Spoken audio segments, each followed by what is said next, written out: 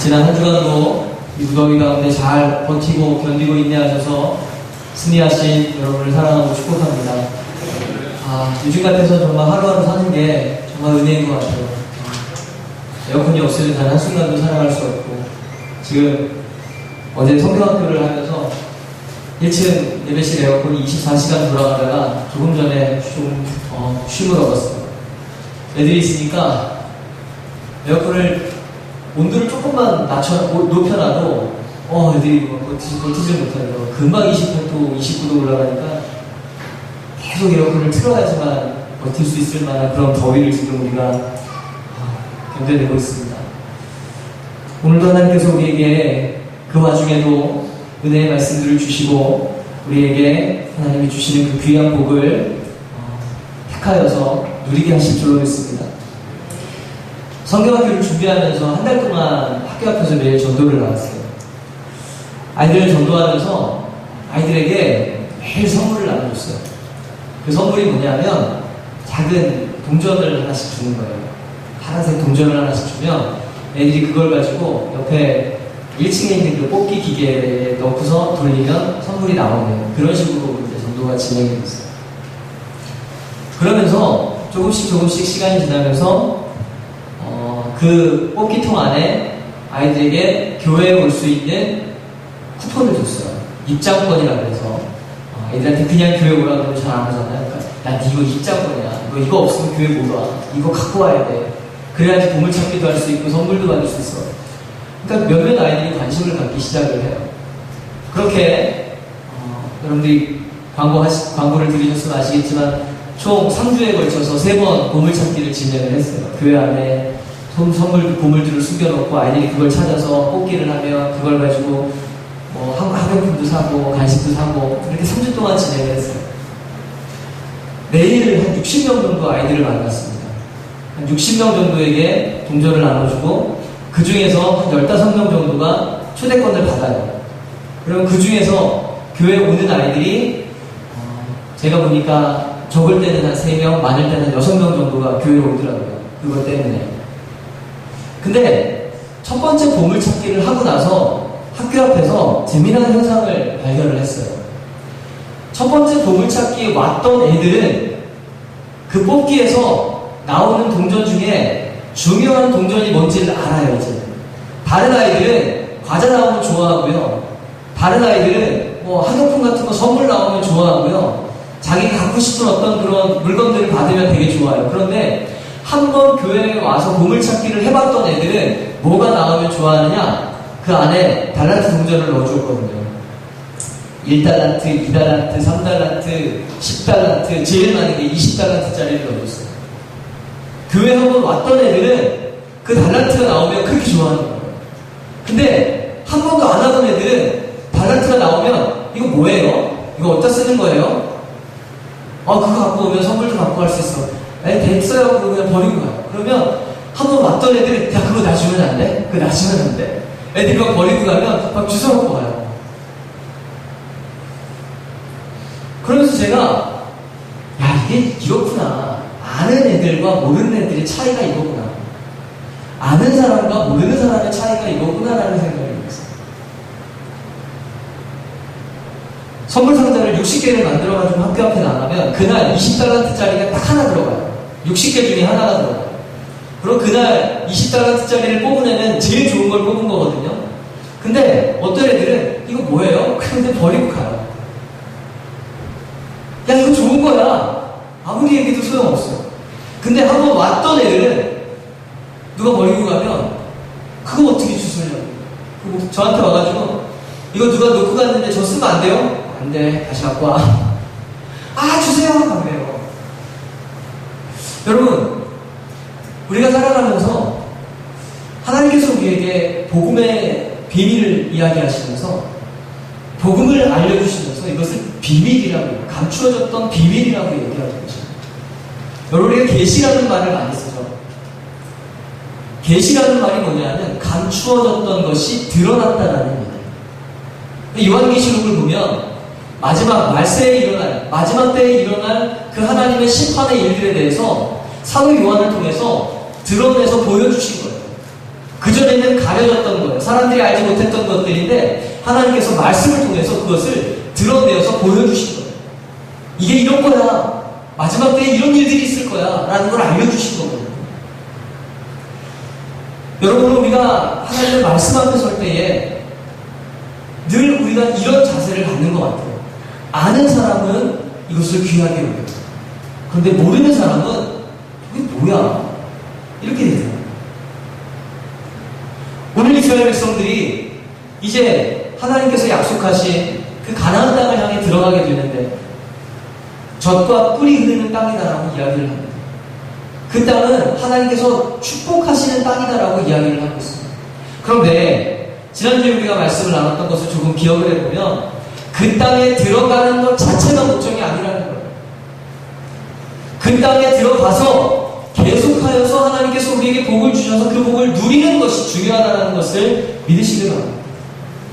우리가 예수 믿고 교회 한번 나온 게 중요한 게 아니라 우리가 예수를 믿은 게 중요한 게 아니라 그것을 통해서 이제는 그 예수 안에서 거룩한 삶을 살아가고 경건한 삶을 살아가고 하나님께서 우리에게 주시는 그 복을 누리는 삶을 사는 것이 더 중요하다는 사실입니다.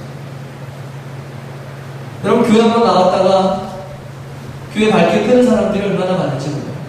세례 받고도 교회 안 나오는 사람들이 얼마나 많은지 몰라요.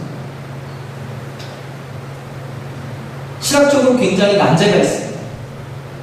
정말 주님이 오셔야지만 해결되는 문제가 있어요. 어릴 때 교회를 다니다가 세례도 받았고요. 근데 어느 날 시험 들어서 교회를 나오지 않아요. 그 사람이 구원을 받을까 못 받을까? 세례 받았는데 그 사람이 구원을 받을 수 있을까요? 못 받을까? 교회를 나오면서 예배를 드리는데 세상 가운데서 전혀 교회 다니는 사람, 예수 믿는 사람처럼 살질 않아요. 그럼 그 사람이 구원을 받을 수 있을까요? 없을까요? 사실 이거는 말 그대로 난제입니다. 우리가 답을 할 수 없어요. 하나님만이 답을 하실 수 있는 부분입니다. 근데 중요한 것은 우리가 느낌으로 알 수 있죠. 이건 하라고 말할 수는 없지만 느낌으로 알 수 있어요. 저건 좀 아닌데, 저게 다가 아니고 교회 나와서 세례받은 게 중요한 게 아니라는 거예요. 계속하여서 끝까지 승리하는 것이 중요한 줄로 믿습니다. 믿음 안에서 거룩한 삶을 살아가는 것이 중요하다는 거예요.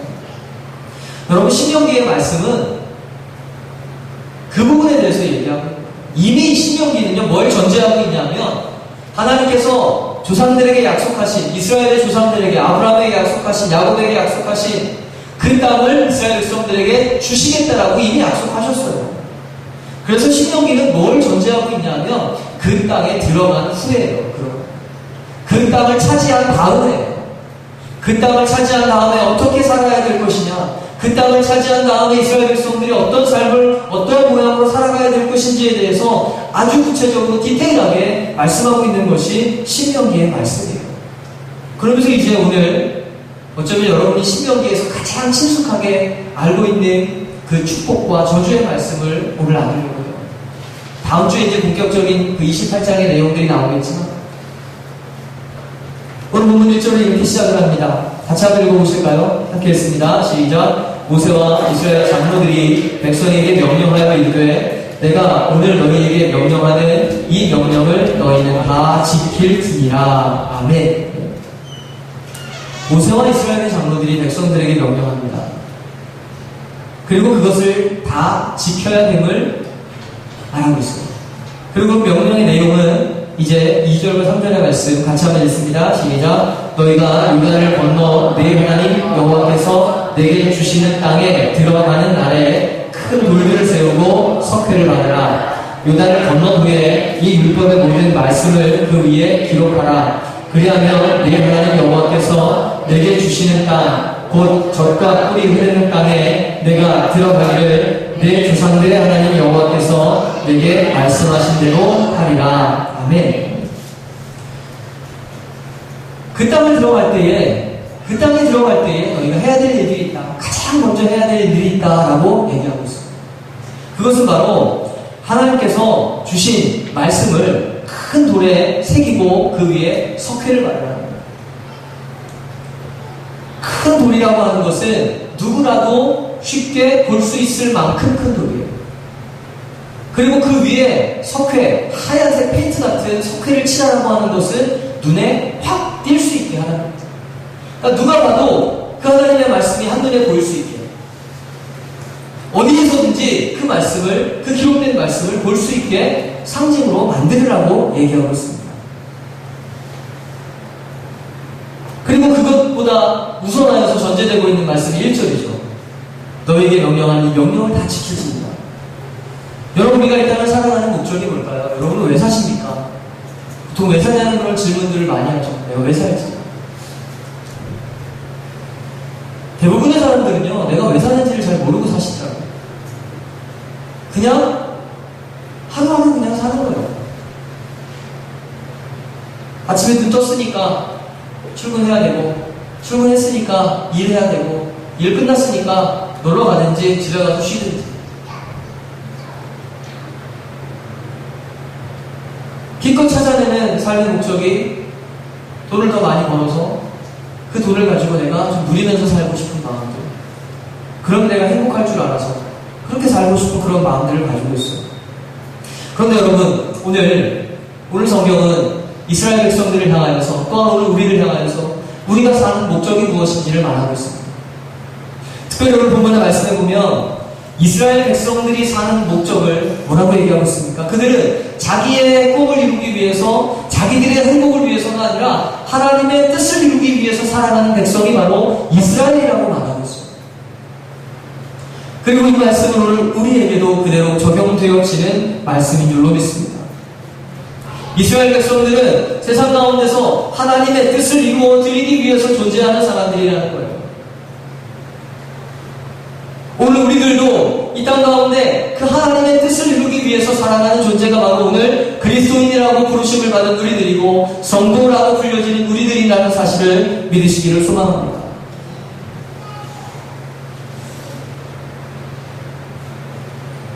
바울이 얘기하죠.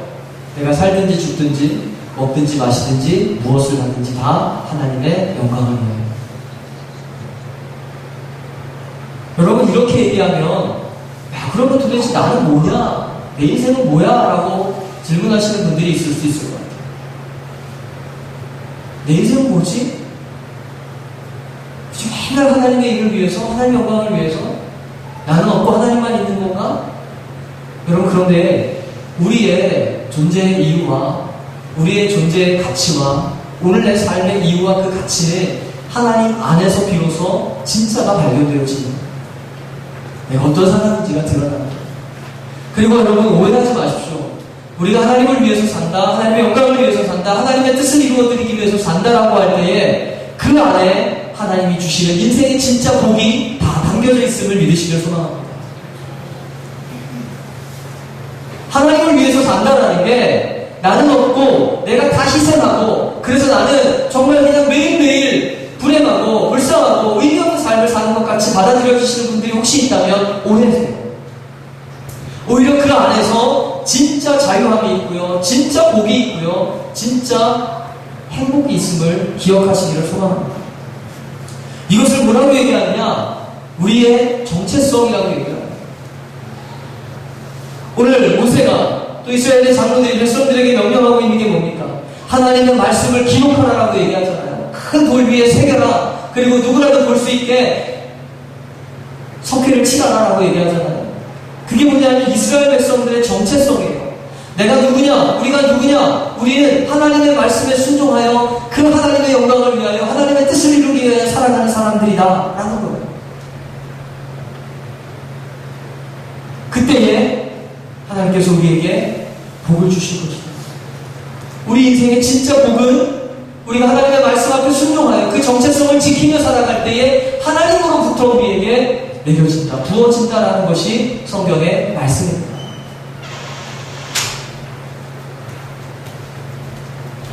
여러분, 누군가 여러분에게 왜 샀냐고 물으신다면 성경책을 보여주면서 나는 이 책에 기록되어진 말씀대로 사는 사람이야 라고 답하실 수 있는 내가 있기를 소망합니다. 좀 유치해 보이시죠? 교회 다니고 티내는 것도 아니고 그렇게까지는 아니더라도 여러분이 정말 여러분의 마음 가운데 내가 왜 살지? 난 하나님의 말씀에 순종하기 위해서 삽니다. 여러분 그게 믿어지시고 그게 고백되어지시기를 주의 이름으로 간절히 축원합니다. 여러분 오늘 본문의 말씀 속에서 주시는 건 뭡니까? 그렇게 살아갈 때에 그러한 정체성을 가지고 그 하나님의 말씀에 순종하여 살아갈 때에 하나님께서 복을 주신다는 거예요. 복을 주신다는 거예요. 여러분 이스라엘 가나안 땅을 이야기할 때 젖과 꿀이 흐르는 땅이다라고 얘기하는 건요 무슨 얘기냐면 젖과 꿀이 흐른다는 이야기는 그 땅에서 이스라엘 백성들이 살아가는 데 있어서 필요한 것들이 넘치도록 부어주신다는 거예요.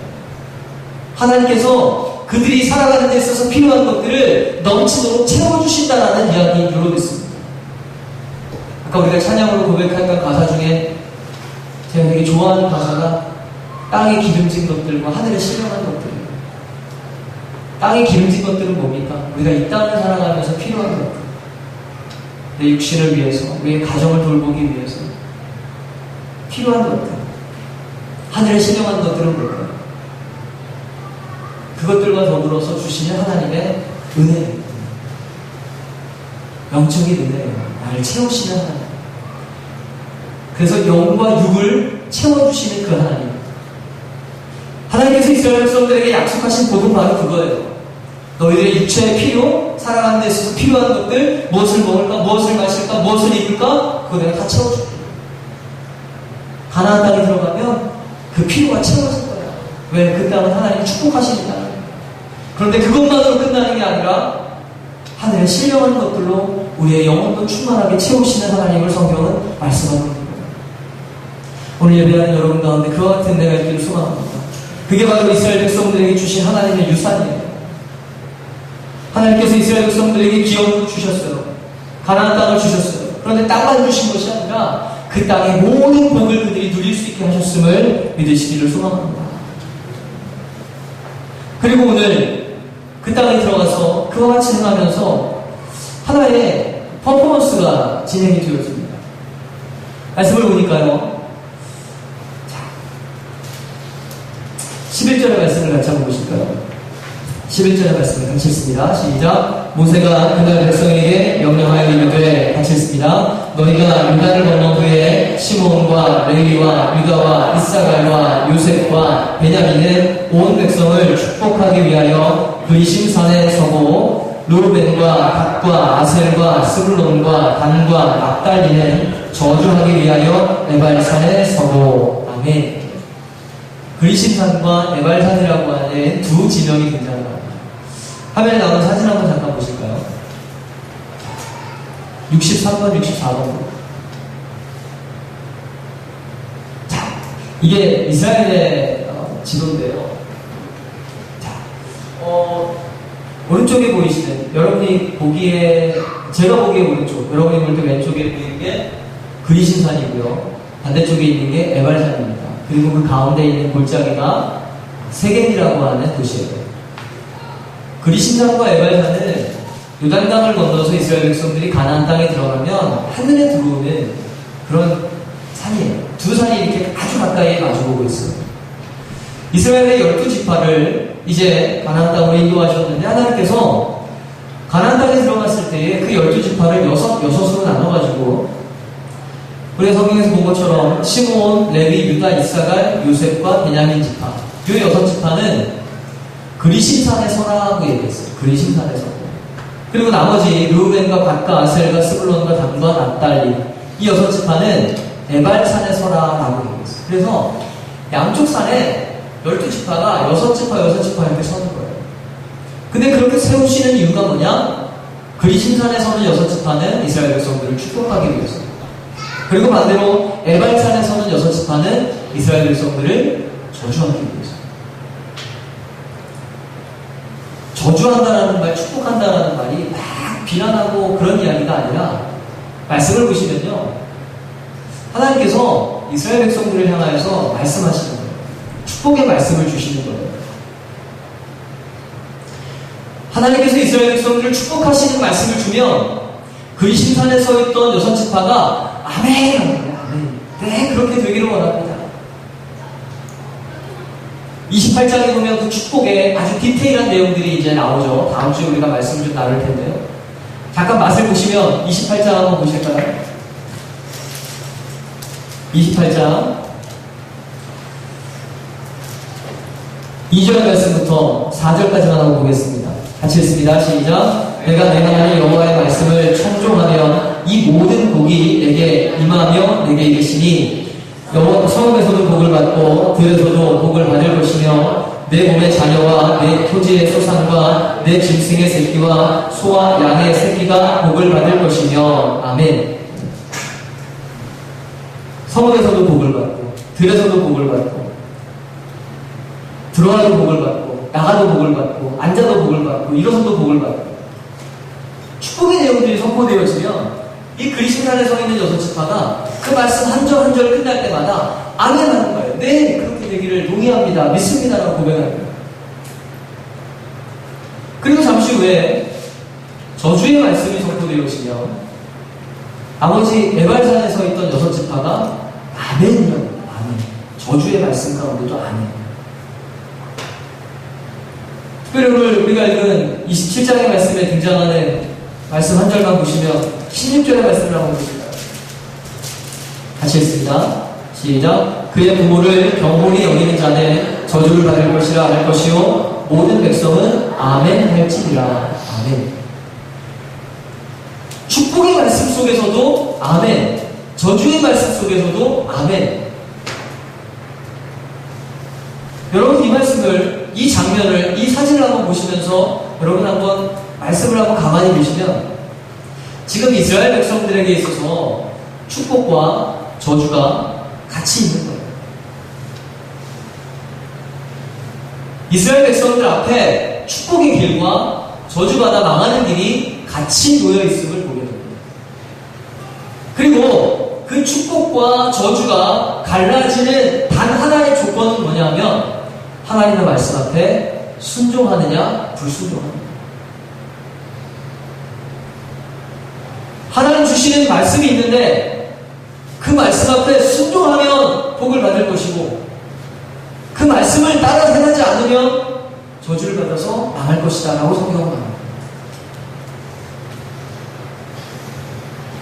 여러분 우리에게 하나님의 복이 멀리 있는 것이 아님을 믿으시길 바랍니다. 이미 하나님이 말씀을 통해 우리에게 다 주셨어요. 하나님은 이미 우리에게 복을 내려주셨어요. 그런데 그 복을 내가 받아 누리느냐 아니면 차버리느냐는 오늘 우리의 선택이라는 사실이에요. 그 가나안 땅에 들어가서 이스라엘 백성들에게 하나님은 그걸 보여주시는 거예요. 이제부터는 너희들의 선택이라는 거예요. 이제부터 너희들의 선택이라는 거예요. 이미 율법도 주셨고 말씀도 주셨고 하나님이 어떤 분이신지를 광야 가운데서 출애굽하는 과정 속에서 40년 광야 생활 가운데 이스라엘 백성들에게 다 보여주셨어요. 그래서 너희가 하나님을 따를 것인지 아니면 이제 가나안 땅에 들어가면 그 땅의 신들을 따를 것인지를 선택하라는 거예요. 선택.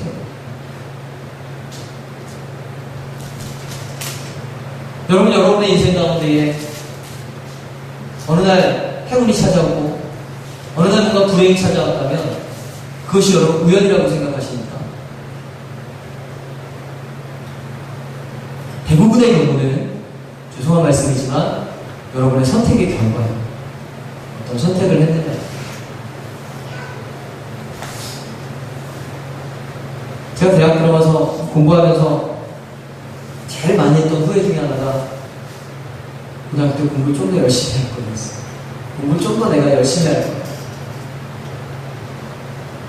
그래서 내가 좀 더 좋은 학교를 갔다면 내가 조금 더 좀 학업의 바탕이 좀 튼실했다면 나에게 조금 더 다양하고 많은 기회들이 있었을 거라는 것들을 내가 알겠더라고요. 학교 다닐 때 사실은 되게 유학 가서 공부하고 싶었거든요. 근데 유학을 가고 싶었는데 여러 가지 상황도 좀 어려웠지만 가장 제 발목을 잡았던 것이 저의 실력이었어요. 마음은 있는데 저의 실력이 따라주지 못하니까 계속 주저주저 하게 됐어요. 그러면서 했던 게 내가 공부를 조금 더 열심히 해놓을 걸 이라는 후회였어요. 그럼 보세요. 제가 대학을 다니면서 만약에 누가 나를 공부하러 오라고 불렀다 할지라도 내 실력이 안 돼서 못 가는 거라면 누굴 원망해야 되겠어요? 오로지 저의 탓이라면 저의 탓이죠. 내가 준비하지 못하고 노력하지 못했던 거야. 그러니까 내가 고등학교 때 조금 덜 놀았으면 대학 들어갔을 때 더 많은 길들이 열렸을 텐데 라는 거예요. 인생을 살면서 그런 경험들이 계속 쌓여가더라고요. 어제 내가 선택한 그 결과를 오늘 내가 맛을 보더라고요. 어제 내가 선택한 것에 대해서 오늘 그 열매를 내가 따르라는 거예요. 어제 놀았으면 오늘 거둘 게 없어요. 어제 뿌려놓으니까 오늘 거두게 되더라고요. 여러분, 하나님께서 이스라엘 백성들에게 이제 가나안 땅에서 새 출발을, 새로운 것을 시작하는 이스라엘 백성들을 향해서 그것을 알려주고 계시는 거예요. 너희들의 내일 축복이 될지, 너희들의 내일이 축복이 될지 저주가 될지, 오늘 우리들의 내일이 축복이 될지 아니면 저주가 될지는 오늘 우리가 선택하는 것입니다. 그리고 하나님께서는 그것에 대해서 무엇을 택해야 될지 이미 답을 정해주셨어요. 여러분 어떠십니까? 여러분 이 답을 가지고 계십니까? 그 답을 아직도 알지 못해서 좀 헷갈리는 분들이 있으시다면 말씀을 통해서 하나님을 만나고 그 답을 발견하는 은혜가 있기를 소망합니다.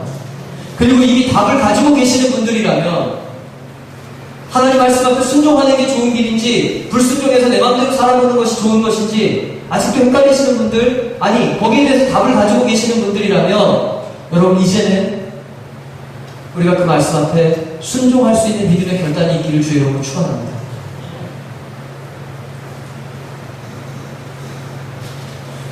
여러분 축복이라는 것은 우리가 금방 알 것 같아요. 근데 저주라는 말에 대해서 우리가 좀 약간 거부감 아닌 거부감을 가지고 있어요. 하나님이 나를 저주하신다? 오늘 이스라엘 백성들에게도 저주라는 말이 나오잖아요. 하나님 나를 하나님이 어떻게 사람을 저주하실 수 있지?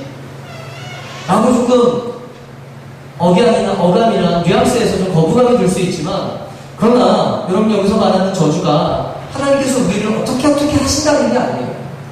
우리를 망하게 하시려고 일부러 우리를 괴롭히시고 우리의 발을 걸어 넘어뜨리시고 우리를 불행하게 하시는 그런 게 아니라는 거예요. 이미 하나님은 길을 딱 만들어 놓으셨어요. 그 길을 걸어가는 건 우리예요. 그러니까 하나님이 우리를 어떻게 하는 게 아니라 우리가 자처해서 그 길을 걸어가서 우리 스스로를 우리가 망가뜨리는 것이 바로 성경이 말하는 저주의 힘을 누리시길 바랍니다.